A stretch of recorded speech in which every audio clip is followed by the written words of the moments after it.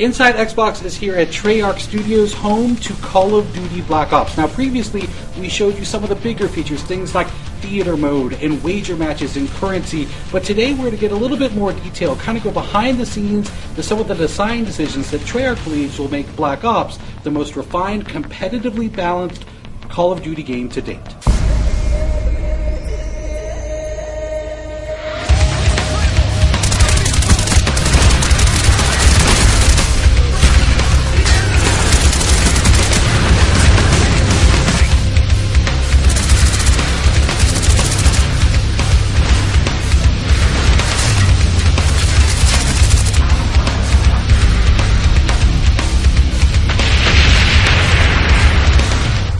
One of the great things about having such a large community of players playing our game is that it isn't very difficult for us to hear when fans do not like something about our game or they do like something about our game. All we have to do is listen, and we are listening.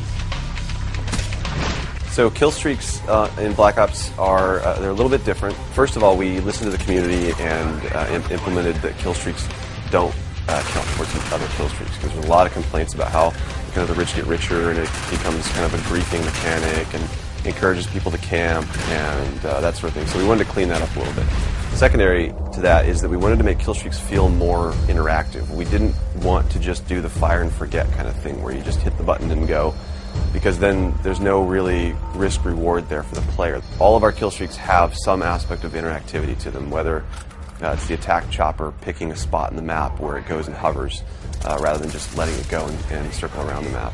Or with the mortar team, for example, you can pick 3 locations on the map and get a really fast targeted strike to those places. So the perk design philosophy is we want every perk to feel like it supports a specific gameplay style. So we want to kind of beef up this characterization of, if I select a perk, this represents me and how I play the game. So for example, we have a perk called Hacker. Hacker is similar to some of the perks in previous Call of Duty games where they let you see enemy deployed equipment in the world. The difference with Hacker is that you actually can go up to enemy equipment now and hack it so that it turns to your team, and the guy who owns that piece of equipment won't know that you've done that. One of the big changes that we're making in Black Ops multiplayer is that your perk 1 slot is what determines what your character model is. For example, Flak Jacket is one of them. Flak Jacket decreases explosive damage, so the character model is all beefed up. He's kind of, inspired by that bomb diffuser kind of guy with padding and extra elbow pads and knee pads and helmet. So you can tell from a distance at a glance that guy has Flak Jacket as one of his perk 1 slot selections. And if you throw a grenade, he's probably not going to die from the grenade. A lot of suggestions made it in from the community, starting from those objective icons, the A and B icon. They'll fade away if the reticle over them, so no longer are they getting in your way when you're trying to shoot.